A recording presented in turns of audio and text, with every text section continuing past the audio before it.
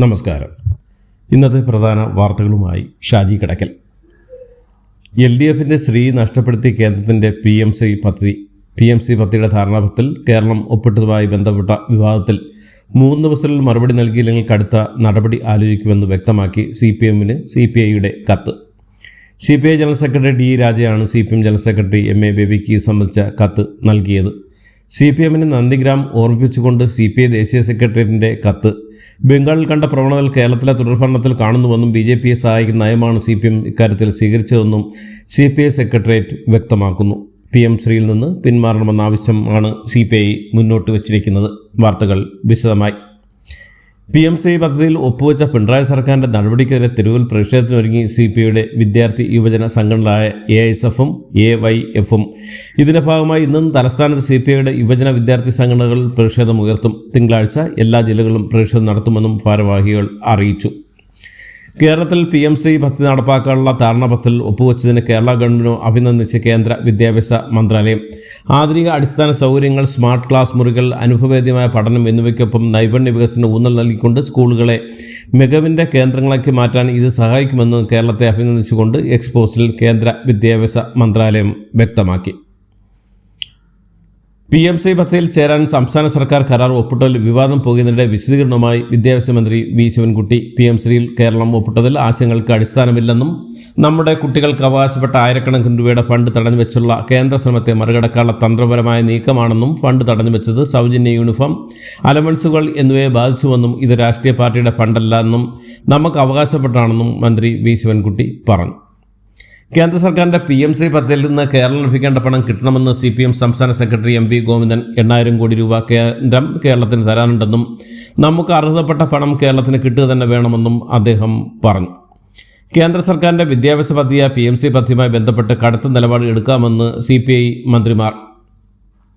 കേന്ദ്രവുമായി സംസ്ഥാന വിദ്യാഭ്യാസ സെക്രട്ടറി ഒപ്പുവെച്ചത് ഒക്ടോബർ 21-നാണെങ്കിലും കേരളം PM ശ്രീ ചേരാനുള്ള ധാരണാപത്രം തയ്യാറാക്കിയത് 16-നാണെന്ന് റിപ്പോർട്ടുകൾ. ഒക്ടോബർ 20-ന് ചേർന്ന മന്ത്രിസഭാ യോഗത്തിൽ CPIയുടെ എതിർപ്പ് മന്ത്രി K രാജൻ ഉന്നയിച്ചിരുന്നുവെങ്കിലും അന്ന് മുഖ്യമന്ത്രിയോ വിദ്യാഭ്യാസ മന്ത്രിയോ ഒരക്ഷരം പോലും ഇതിനെക്കുറിച്ച് മിണ്ടിയിരുന്നില്ല. ഇടതുപക്ഷ ജനാധിപത്യ മുന്നണിയിൽ ചർച്ച ചെയ്യാതെ PMC പദ്ധതിയിൽ ഒപ്പുവെച്ച സർക്കാർ നടപടി അങ്ങേയറ്റം പ്രതിഷേധാർഹമാണെന്ന് രാഷ്ട്രീയ യുവജനതകൾ. PMC പദ്ധതി വിഷയത്തിലെ സർക്കാർ തീരുമാനത്തിനെതിരെ പ്രതിപക്ഷത്തേക്കാൾ രൂക്ഷമായി വിനോയ് വിശ്വം പ്രതികരിച്ചുവെന്നും BJPയായിട്ടുള്ള അവിഹിത ബന്ധമാണ് വിനോയ് വിശ്വം ഉദ്ദേശിച്ചത് സംതിങ് റോങ് എന്നും പ്രതിപക്ഷ നേതാവ് VD സതീശൻ. കേന്ദ്ര സർക്കാരിൻ്റെ വിദ്യാഭ്യാസ പദ്ധതിയായ PMC പദ്ധതിയിൽ പങ്കുചേരാനുള്ള കേരളത്തിൻ്റെ തീരുമാനത്തിൽ മുഖ്യമന്ത്രി പിണറായി വിജയനെയും CPMനെയും രൂക്ഷമായി പരിഹസിച്ച് രാഹുൽ മാങ്കൂട്ടത്തിൽ MLA. ഇതുവരെ ശ്രീ വിജയൻ, ഇനി മുതൽ വിജയൻ ശ്രീ എന്നാണ് ഫേസ്ബുക്ക് കുറിപ്പിലുള്ള രാഹുലിൻ്റെ പരിഹാസം. കേന്ദ്ര സർക്കാരിൻ്റെ വിദ്യാഭ്യാസ പദ്ധതിയായ PMCയിൽ ഒപ്പുവെച്ചത് പിണറായിയുടെ ഡീലെന്ന് AC ജനറൽ സെക്രട്ടറി KC വേണുഗോപാലും പറഞ്ഞു.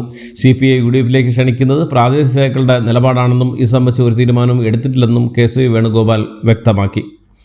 ശബരിമലയിലെ കൊള്ളക്കെതിരെ BJPയുടെ രാപ്പകൽ സെക്രട്ടേറിയറ്റ് ഉപരോധം ആരംഭിച്ചു. രാത്രി 7 മണിയോടെ സെക്രട്ടേറിയറ്റിലെ സമരവേദിയിൽ പ്രകടനമായെത്തിയാണ് BJP പ്രവർത്തകരും നേതാക്കളും ഉപരോധം ആരംഭിച്ചത്.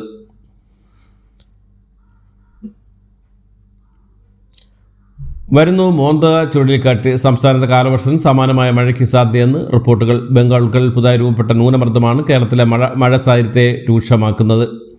കേരളത്തിന് വീണ്ടും ലോകബാങ്ക് വായ്പ അനുവദിച്ച് സംസ്ഥാന ആരോഗ്യമേഖലയിലെ പദ്ധതിക്ക്. സംസ്ഥാന ജനങ്ങളുടെ ആയുസ്സും ജീവിതവും നിലവാരവും മെച്ചപ്പെടുത്താനുള്ള $280 കോടി, ഏകദേശം 2458 കോടി രൂപ വായ്പയ്ക്ക് ലോകബാങ്കിൻ്റെ അംഗീകാരം.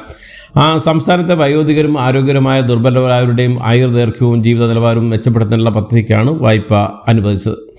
കേരളത്തിൽ സന്ദർശനത്തിയ രാഷ്ട്രപതി ദ്രൗപദി മുർമുവിൻ്റെ യാത്രയ്ക്കൊരുക്കിയ 2 പോലീസ് വാഹനങ്ങൾ ട്രാഫിക് പിഴ അടയ്ക്കാത്തവെന്ന് പരാതി. സംസ്ഥാന സ്കൂൾ കായിക മേളയിൽ വടംവലി മത്സരം വിവാദത്തിൽ. ചെളിക്കുളമായ ഗ്രൗണ്ടിൽ വടംവലി മത്സരമാണ് നടത്തിയെന്നാണ് വിവാദമായത്. വെള്ളാണി കാർഷിക കോളേജ് ഗ്രൗണ്ടിലാണ് മത്സരം നടത്തിയത്. ഈ ഗ്രൗണ്ടിൽ ചെളി നിറഞ്ഞിരുന്നു. മത്സരം തുടങ്ങിയാൽ മത്സരാർത്ഥികൾ ചെളിയിൽ തെന്നി വീഴുകയായിരുന്നു. ഇതുവരെ 3 മത്സരങ്ങൾ മാത്രം നടത്തി വടംവലി മത്സരം ഇവിടെ അവസാനിപ്പിച്ചു. ഇടുക്കി മറയൂരിൽ തമിഴ്നാട്ടിലെത്തിയ വിനോദസഞ്ചാരികളും ജീപ്പ് ഡ്രൈവറും തമ്മിൽ സംഘർഷം. 15 സഞ്ചാരികൾക്കും 6 ജീപ്പ് തൊഴിലാളികൾക്കും പരിക്കേറ്റു. താമരശ്ശേരി ഫ്രഷ് കട്ട് ഫാക്ടറിക്ക് തീയിട്ടത് ഉടമകൾ നിയോഗിച്ച ഗുണ്ടകളാണെന്ന് ആക്രമണത്തിൽ പോലീസ് തന്നെ കൂട്ടുനിന്നും സമരസമിതി. പാലായിൽ രാഷ്ട്രപതിയുടെ സന്ദർശനത്തിൽ ഗതാഗത നിയന്ത്രണം ലംഘിച്ചവർ പിടിയിൽ. അതിരമ്പുഴ സ്വദേശി ജിഷ്ണു രതീഷ്, കിടങ്ങൂർ സ്വദേശി സതീഷ് KM, കോതല്ലൂർ സ്വദേശി സന്തോഷ് ചെല്ലപ്പൻ എന്നിവരെയാണ് പോലീസ് പിടികൂടിയത്. സംഘടനാ വിരുദ്ധ പ്രവർത്തനം ആരംഭിച്ച് പാർട്ടിയിൽ നിന്ന് പുറത്താക്കിയതിന് പിന്നിൽ CPI മുൻ സംസ്ഥാന കൗൺസിൽ അംഗവും AITCU ജില്ലാ സെക്രട്ടറിയുമായിരുന്ന മീനങ്കൽ കുമാറിന്റെ നേതൃത്വത്തിൽ 100ഓളം CPI പ്രവർത്തകർ കോൺഗ്രസിൽ ചേർന്നു. പേരാമ്പ്രം സംഘർഷയുടെ ഷാഫി പറമ്പിൽ മർദ്ദനേറ്റ സംഭവത്തിൽ പോലീസ് ഉദ്യോഗസ്ഥർ അഭിലാഷ് ഡേവിഡിനെതിരെ DGPക്ക് പരാതി നൽകി കോൺഗ്രസ്. മൊസാംബിക്കിലെ ബീറ തുറമുഖത്ത് കപ്പൽ അപകടത്തിൽപ്പെട്ട് മരിച്ച തേവലക്കര സ്വദേശി ശ്രീരാഗിന്റെ മൃതശരീരം ഇന്ന് വീട്ടിലെത്തിക്കും. മൃതദേഹം രാവിലെ കൊല്ലം തേവലക്കരയിൽ വീട്ടിലെത്തിക്കുമെന്നും NK പ്രേമചന്ദ്രൻ MP അറിയിച്ചു.